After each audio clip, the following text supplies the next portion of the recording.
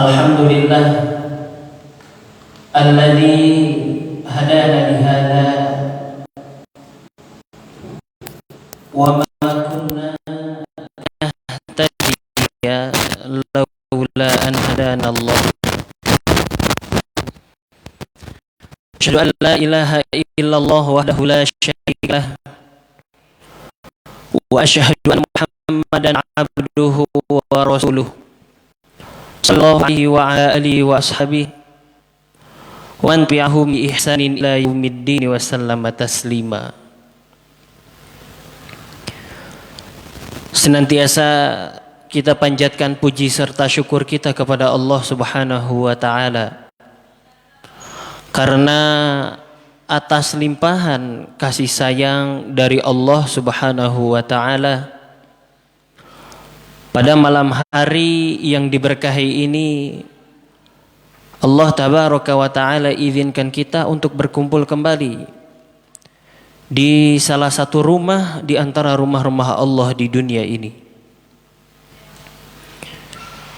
Kenikmatan ini merupakan kenikmatan yang sangat agung, yang tentu ketika seorang muslim mendapatkan kenikmatan ini sudah sepantasnya untuk banyak-banyak bersyukur, berterima kasih kepada Allah Subhanahu wa taala.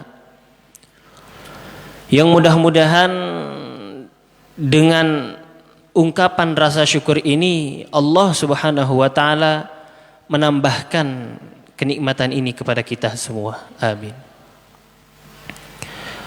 Kemudian salawat beserta salam semoga senantiasa tercurah limpahkan kepada sosok manusia teragung, makhluk terbaik, pemimpin seluruh nabi dan rasul, yakni baginda Nabi Muhammad sallallahu alaihi wasallam, juga kepada keluarganya, para sahabatnya, serta seluruh umatnya hingga akhir zaman kelak. Amin.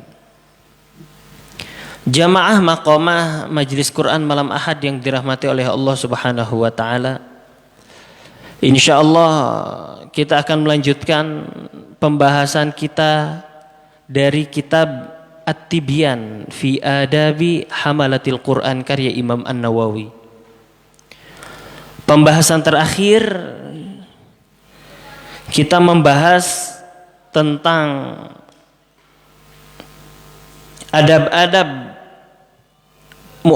adab-adab ahli Al-Quran yang disampaikan atau diriwayatkan oleh sahabat Ibnu Mas'ud radhiyallahu anhu. Maka pada malam ini kita akan melanjutkan masih tentang adab hamilul Quran.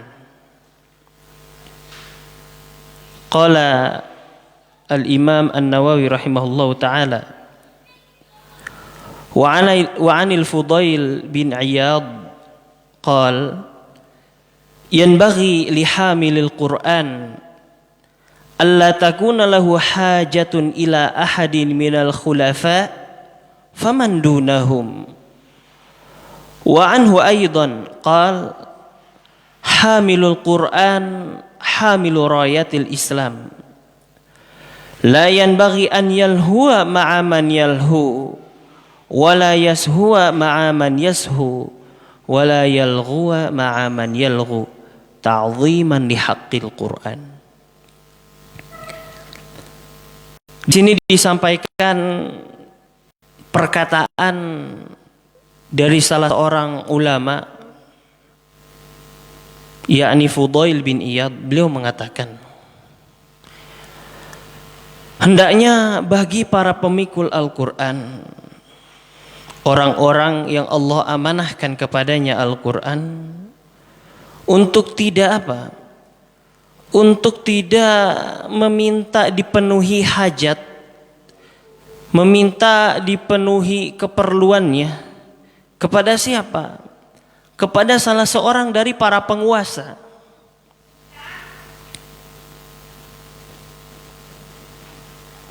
Mohon kepada jamaah yang masih beraktivitas lain untuk dihentikan dulu adab bermajelisnya tolong dijaga. Kembali lagi, jadi ahli Al-Quran itu tidak boleh kemudian dia meminta hajatnya untuk dipenuhi oleh para penguasa. Misal ketika dia menginginkan dibangun sebuah madrasah misalkan gitu. Kemudian dia datang meminta ya kepada penguasa misal, maka hendaknya tidak melakukan hal itu. Atau misalkan kebutuhan pribadinya ketika sedang terdesak datang kepada penguasa, kepada pemimpin, kalau di kita mungkin ya datang kepada bupati lah misalkan. Untuk apa? Memenuhi kebutuhan kita. Maka hendaknya para ahli Al-Quran, para penghafal Al-Quran, orang-orang yang diamanahi Al-Quran tidak melakukan hal tersebut. Karena apa? Sebagai wujud penghormatan terhadap Al-Quran yang kita pikul. Sebagai wujud apa? Ta'zim terhadap Al-Quran yang kita pikul. Apalagi terhadap orang-orang yang kedudukannya di bawah mereka. Jadi terhadap penguasa saja, misal kepada presiden atau khalifah gitu, pemegang otoritas tertinggi dalam sebuah kekuasaan, ahli Al-Quran dilarang meminta hajatnya dipenuhi kepada mereka, apalagi terhadap orang-orang yang posisinya di bawah mereka. Kasarnya gini, saya pernah mendapatkan sebuah hikmah dari salah seorang ustadz. Beliau seorang imam. Beliau mengatakan lebih baik kita merasakan kesempitan hidup daripada kita harus melakukan sesuatu yang menghinakan diri. Seperti itu. Jadi kasarnya nggak ada istilah ngemis bagi ahli Al-Quran. Karena apa? Ketika kita melakukan hal tersebut, mohon maaf, yang hina bukan diri kita saja, tapi Al-Quran yang kita pikul terhinakan oleh perbuatan kita. Naudzubillahi min dzalik. Padahal ya kita punya motivasi apa? Motivasi kita ketika kita membaca Al-Quran sudah disampaikan di awal, yakni pada puncaknya adalah agar Al-Quran itu menjadi syafaat, menjadi penolong bagi kita. Masa sih ketika kita punya motivasi agar Al-Quran menjadi syafaat untuk kita kelak di hari akhir, justru ketika di dunia kita malah menghinakan Al-Quran? Rasanya tidak etis. Maka kemudian masih juga dari Imam Fudail bin Iyad, beliau mengatakan para penghafal Quran, para pemikul Al-Quran, mereka adalah orang-orang yang memikul bendera Islam. Jadi panji-panji Islam itu dipikul oleh para ahli Al-Quran. Maka hendaknya bagi ahli Al-Quran untuk apa? Untuk tidak bermain-main bersama orang-orang yang bermain-main. Maksudnya adalah ketika menjalankan kehidupan di dunia ini, tentu orang kan bermacam-macam. Ada orang yang menganggap kehidupan di dunia ini ya asal berputar saja hari-harinya. Kegiatannya pun ya asal terisi saja rutinitas kesehariannya, yang mungkin banyak permainan-permainan duniawi. Maka hendaknya bagi ahli Al-Quran tidak melakukan hal yang demikian. Contoh misalkan permainan duniawi apa? Ketika kita menikmati sesuatu yang mubah tapi berlebihan. Semisal kuliner. Kuliner itu kan nggak apa-apa. Tapi kalau kebablasan maka jangan. Ahli Quran nggak seperti itu. Jadi jangan sampai ahli Quran itu ikut latah dengan sesuatu yang lagi trending. Misalkan lagi trending makanan-makanan ya. Sering kan banyak acara-acara makan mie sapanci gitulah, sangus boboko misalkan gitu. Seernya acara nu kitu, maka ahli Quran nggak usah ikut-ikutan kayak yang begitu. Itu permainan-permainan duniawi. Atau bisa juga permainan-permainan yang memang dalam kehidupan kita disebut sebagai permainan. Apa? Misalkan game. Ahli Quran itu udah nggak perlu main game gitu. Untuk para penuntut ilmu, saya ingatkan lagi. Ya, para penuntut ilmu. Tolong, masalah game ini memang masalah yang sangat luar biasa ini. Ketika kita mengetahui wasiat dari ulama kita, maka dengarkan wasiat itu. Tinggalkan permainan-permainan duniawi. Kenapa? Kenapa sih? Karena memang efeknya buruk. Ketika kita terlena dengan permainan, maka waktu yang Allah berikan kepada kita akan habis dengan sia-sia. Yang seharusnya waktu itu diisi dengan pahala-pahala, justru akibat diri kita yang terlampau banyak menggunakan waktu kita untuk permainan, waktu itu menjadi sia-sia. Kemudian jangan pula lalai bersama orang-orang yang lalai. Ahli Quran gak bisa begitu. Bentuk-bentuk kelalaian itu banyak sekali contohnya. Di antaranya misalkan ya, ketika kita dapat amanah Al-Quran atau kita punya hafalan Al-Quran, justru kita malah disibukkan dengan sesuatu selain Quran. Yang seharusnya kita memurojaah hafalan kita, yang seharusnya kita datang ke majelis ilmu, datang ke majelis ta'lim, justru kita malah habiskan waktu kita di luar itu. Misalnya ini, mohon maaf, saya bukan melarang, hati-hati. Ini saya bukan melarang ya. Ini masalah cari uang lah. Masalah mencari nafkah. Tentu memang perlu mencari nafkah itu. Tapi bagi orang-orang yang usianya masih usia belajar, maka akan lebih baik jika memfokuskan dirinya untuk belajar. Apalagi kebutuhan primernya sudah tercukupi, maka udah nggak perlu lagi misalkan para pelajar menyibukkan dirinya untuk jualan gitu. Maka nggak perlu. Kalau memang kebutuhannya sudah tercukupi. Mungkin sah-sah saja jika ingin berjualan, boleh. Jualan itu bukan sesuatu yang salah, enggak. Tapi ada skala prioritas kita. Jangan sampai kita terlalaikan dari Al-Quran.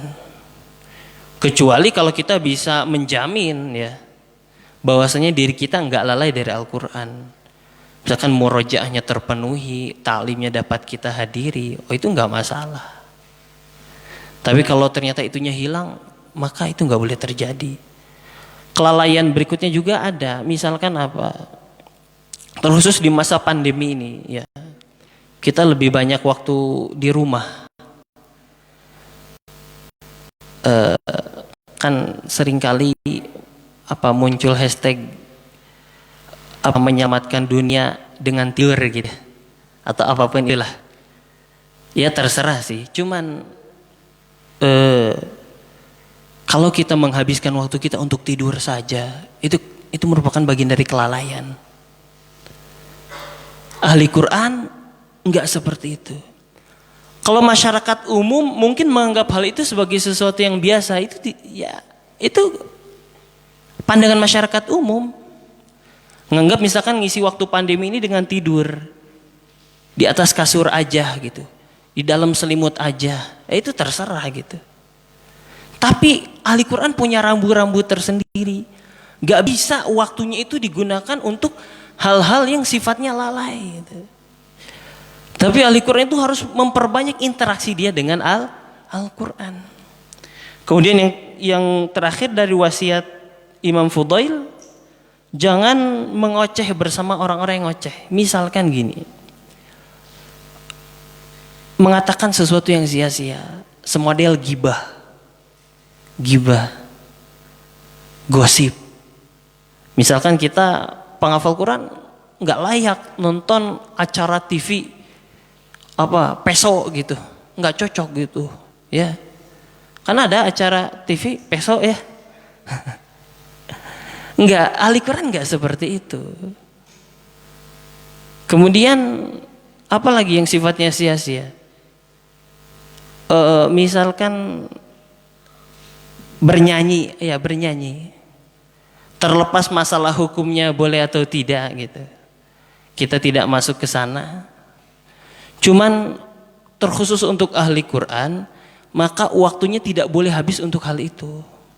Karena memang di dalam surat Asy-Syu'ara disebutkan ya, bagi para penyair itu memang mereka banyak menghabiskan waktu mereka di lembah-lembah untuk cari inspirasi. Buat apa? Bikin lagu. Tapi ahli Quran gak boleh seperti itu. Kecuali memang syair-syairnya itu yang sifatnya nasihat. Kan para ulama banyak memberikan syair-syair sifatnya nasihat, pelajaran. Bahkan kan ilmu-ilmu banyak yang dibuat menjadi syair.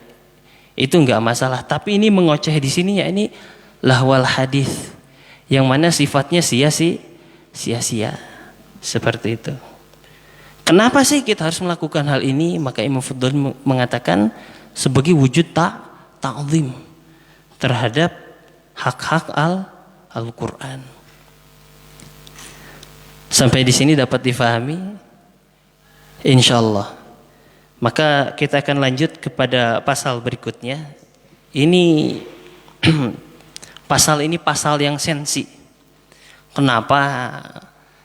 Pokoknya sensi banget deh. Karena memang manusia itu kalau bicara masalah uang, itu salah dikit bisa pecah peperangan. Ya, bisa pecah perselisihan. Ternyata dibahas juga masalah harta dalam adab-adab penghafal Quran. Faslun fit takassub bil Quran wa akhdhil ujrah alaih. Pasal tentang bekerja atau mencari nafkah dengan Al-Quran dan mengambil upah darinya. Wa min ahammi ma yu'maru bih an yahdhara kullal hadhar min ittikhadhil Quran ma'ishatan yaktasibu biha. Faqad jaa'a fil hadits as-sahih an Jabir radhiyallahu anhu anna an-nabiy sallallahu alaihi wasallam qala iqra'ul Qur'an min qabli ay ya'tiya qaumun yuqimunahu iqamatal qidah yata'ajjalunahu wa la yata'ajjalunahu. Ma'nahu yata'ajjaluna ajrahu bi talabihim ala qira'atihim lin-nasi malan wa imma sum'atan wa nahwi dzalik. Hendaknya ya kita selaku orang-orang yang diberikan amanah Al-Quran, para pemikul Quran, hendaknya sangat berhati-hati. Perkara ini sangat penting sekali. Jadi kita harus berhati-hati. Dari apa? Dari menjadikan Al-Quran sebagai ma'isyah. Al-Quran sebagai mata pencaharian. Bekerja dengannya. Telah datang dalam hadis yang sahih dari sahabat Jabir radhiyallahu anhu bahwasanya Nabi sallallahu alaihi wasallam bersabda, bacalah oleh kalian Al-Qur'an sebelum tiba suatu masa di mana ada seseorang yang dia menegakkan anak panah, dia terburu-buru dan tidak menunggu yang akhir. Maksudnya adalah terburu-buru dalam mendapatkan balasan dari bacaan dia terhadap manusia, baik itu berupa harta, ketenaran ataupun yang lainnya. Jadi kisahnya begini, suatu ketika ada seseorang setelah selesai sholat berdiri, kemudian dia membaca Al-Quran. Setelah membaca Al-Quran, dia kemudian minta upah kepada manusia. Di situ ada sahabat, kemudian sahabat itu mengucapkan inna lillahi wa inna ilaihi raji'un. Jadi ada orang yang kemudian menjadikan Al-Quran ini sebagai mata pencarian seperti itu. Kasarnya seperti ngamen. Jadi kita baca Quran kemudian kita minta upah, maka itu nggak boleh. Makanya juga peringatan buat para ahli Al-Quran. Misalkan ketika ada orang yang meminta kita untuk membaca Al-Quran, maka agar lebih selamat tidak perlu memberikan harga. Karena ada beberapa saudara kita dari kalangan ahli Al-Quran yang kemudian ketika diminta untuk membaca Al-Quran menentukan harga dulu. Jadi bayaran yang harus diterimanya berapa? Enggak, jangan. Kalau orang ngasih gara-gara kita baca itu lain cerita, ya mereka ngasih. Tapi kalau kita menjadikan Al-Quran ini sebagai mata pencaharian, ngasih nominal misalkan setengah jam 100 juta gitu misalkan gitu, itu kan ada misalkan di acara perayaan Maulid Nabi atau Isra Mi'raj gitu, ada kan sering manggil qari, ada sebagian qari yang kemudian menentukan harta, saya mau baca kalau dikasih 100 juta sekali tampil, kalau enggak ya enggak mau gitu. Wah, ini bahaya. Agar lebih selamat tinggalkan hal-hal semacam itu. Kemudian yang berikutnya, wa amma akhdhul ujrah ala ta'limil Qur'an. Adapun mengambil upah atas mengajar Al-Qur'an, faqad ikhtalafa al-ulama'u fiha. Famana'a akhdhul ujrah alaihi jama'atu minal ulama minhum az-Zuhri wa Abu Hanifah. Maka para ulama berbeda pendapat dalam hal ini. Jadi kalau bicara ta'lim itu beda pendapat. Ada yang melarang untuk mengambil upah dari ta'lim Al-Quran. Sekelompok ulama, siapa? Di antara mereka adalah Imam Az-Zuhri dan Imam Abu Hanifah. Wa dhahaba Ata'un wa Malikun wa Syafi'i wa akharun ila jawaziha in syaratahu wastajarahu ijaratan sahihatan. Wa khulasah hadhil mas'alah 'ala an-nahwi al-ati. Kemudian adapun Imam Atha, Imam Malik dan Imam Syafi'i beserta yang lain, pendapat mereka adalah memperbolehkan apabila syarat-syaratnya dan kontrak gajinya itu jelas. Kontrak gajinya itu gaji yang baik. Jadi ternyata boleh pun apabila syarat-syaratnya terpenuhi gitu. Dan kemudian kontrak gajinya pun kontrak gaji yang baik. Jadi kalau kira-kira gajinya nggak baik, Mending gak usah sekalian. Seperti itu. Contoh-contoh. Dulu di zaman kebesaran Islam, itu gaji guru itu merupakan gaji yang tertinggi bersama dokter. Tapi lihat di zaman kita, di mana gaji guru? Kenapa kok bicara masalah gaji saat kayaknya nggak elok deh ilmu sama ngomongin gaji? Kata siapa? Nih Imam An-Nawawi bilang. Tandanya ini perkara penting. Sebagai wujud ta'zim terhadap ilmu. Jangan sampai ilmu yang punya kedudukan sebegitu tinggi, jangan sampai orang-orang yang memikul ilmu yang Allah muliakan justru oleh kita dihinakan. Na'udzubillahi min dzalik. Jangan sampai seperti itu. Makanya wajar di zaman ini kita bisa lihat gaji para guru, terkhusus guru Al-Quran, itu berapa sih? Itu nggak seberapa. Hari ini gajinya kecil. Bahkan mohon maaf, masih di bawah buruh pabrik.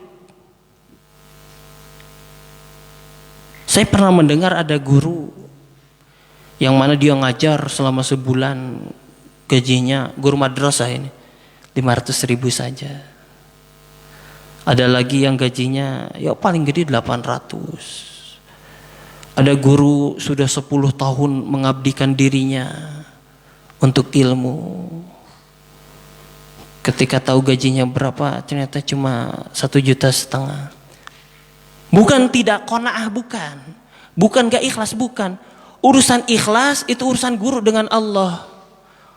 Urusan qanaah ya urusan guru menyikapi pemberian dari Allah gitu. Tapi urusan ini merupakan hak yang harus ditunaikan oleh orang-orang yang terkait dengan sang guru gitu. Jadi kalau murid atau kalau orang lain gak usah ngurus keikhlasan sang guru, gak usah ngajarin gitu. Karena insya Allah guru-guru itu orang-orangnya ikhlas. Insya Allah. Jadi kalau kontraknya enggak baik, mending gak usah. Kenapa? Karena tadi wibawa ilmu malah jadi jatuh. Makanya wajar di zaman ini, mohon maaf, banyak produk-produk gagal dari anak-anak. Kenapa? Wong gurunya saja tidak dimuliakan. Kira-kira kalau gurunya nggak dimuliakan, Allah murka nggak? Ya murka. Kalau Allah udah murka, kira-kira berkah ilmunya bakal turun nggak? Nggak akan. Makanya anak sekolah salila-lila SD, SMP, SMA, lepas SMA bingung. Mau ngajar bingung, ilmu nak lelengitan.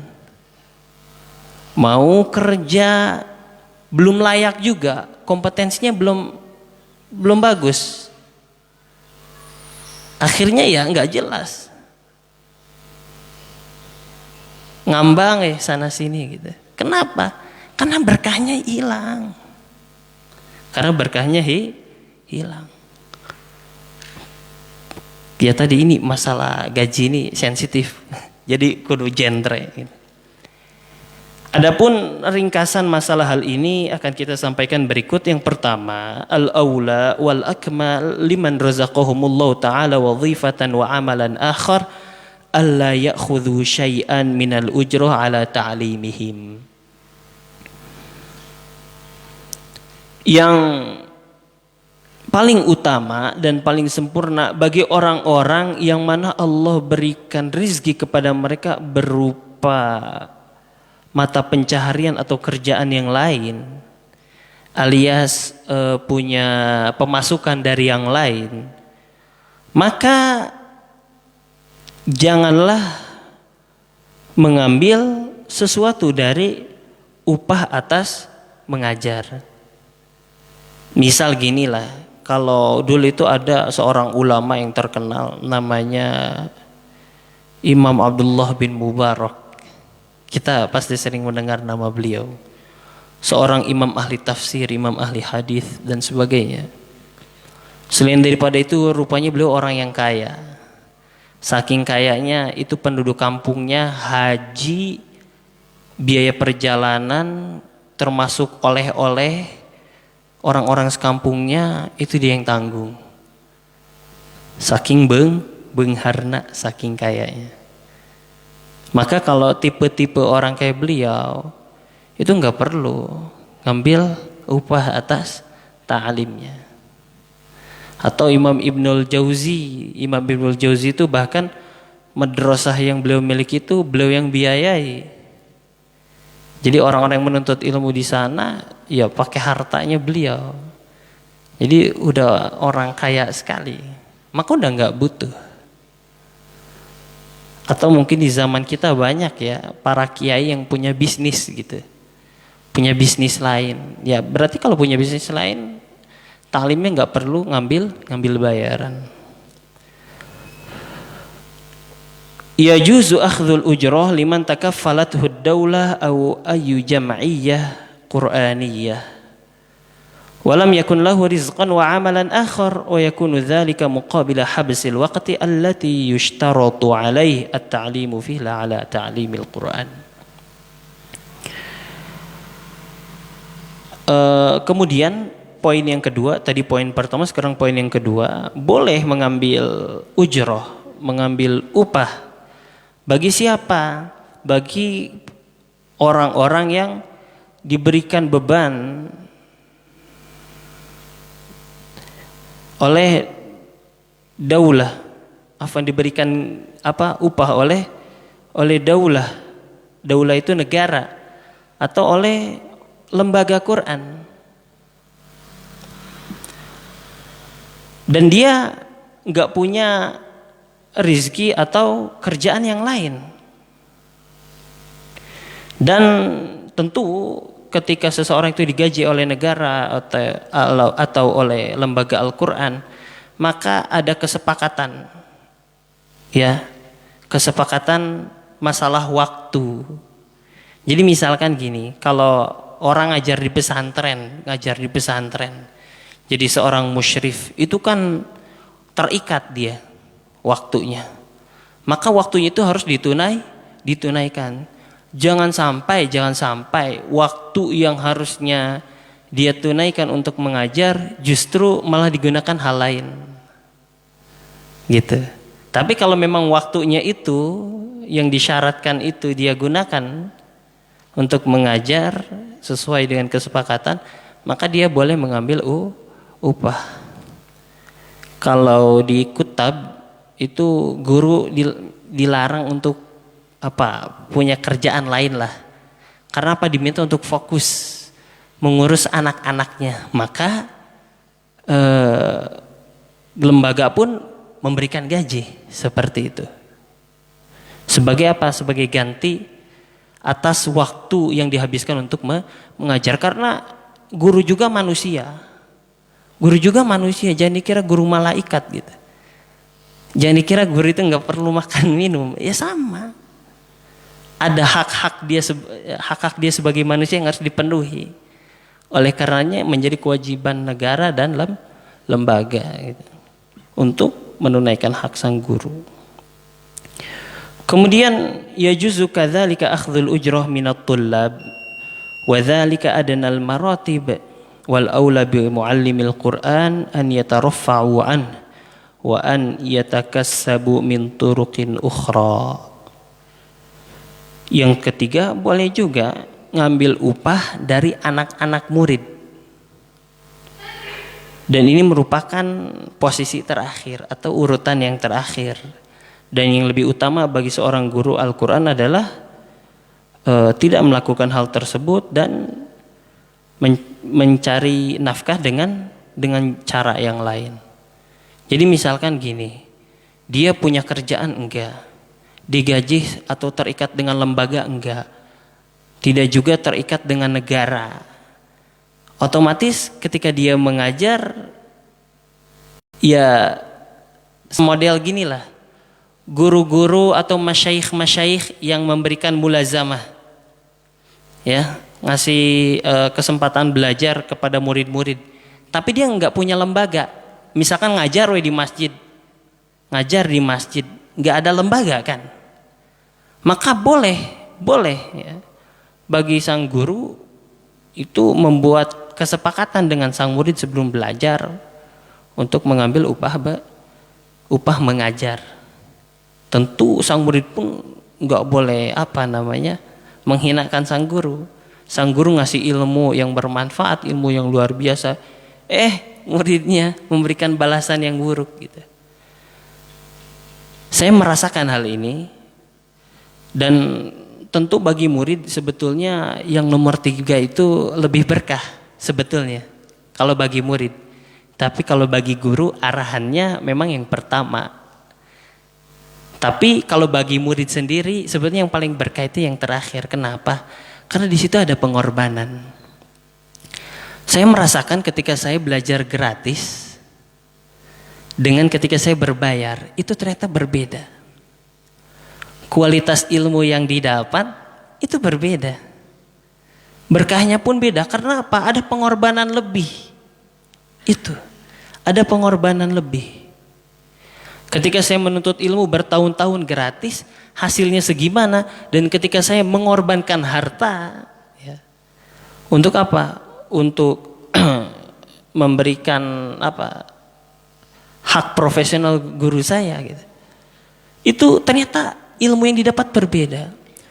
Waktunya lebih singkat tapi yang didapatnya jauh lebih banyak. Ini keberkahan.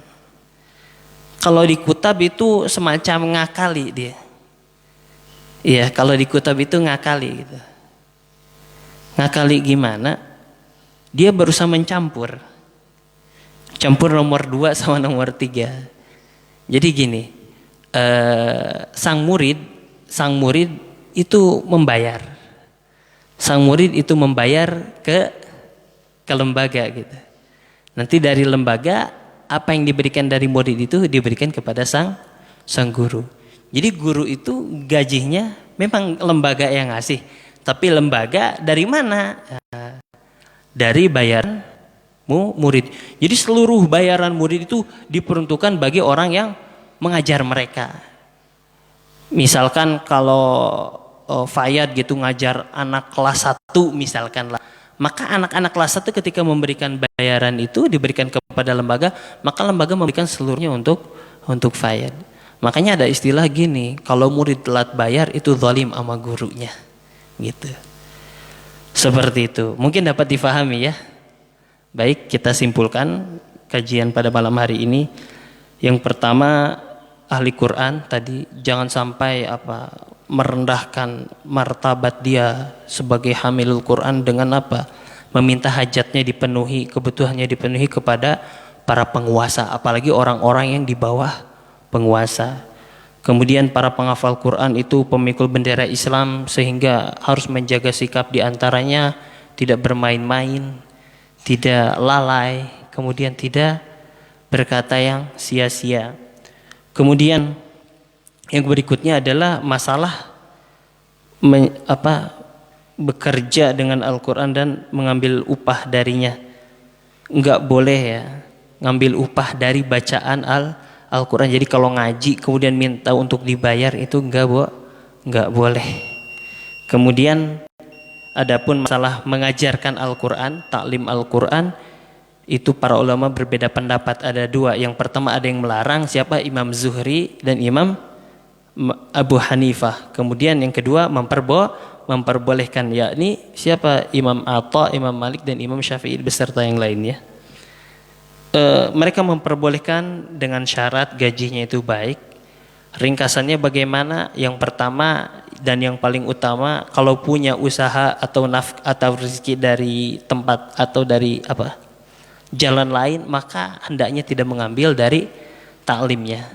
Yang kedua, kalau dia diberikan kontrak ada gaji dari negara ataupun dari lembaga, maka dia boleh mengambilnya kalau memang dia pun nggak punya kerjaan lain.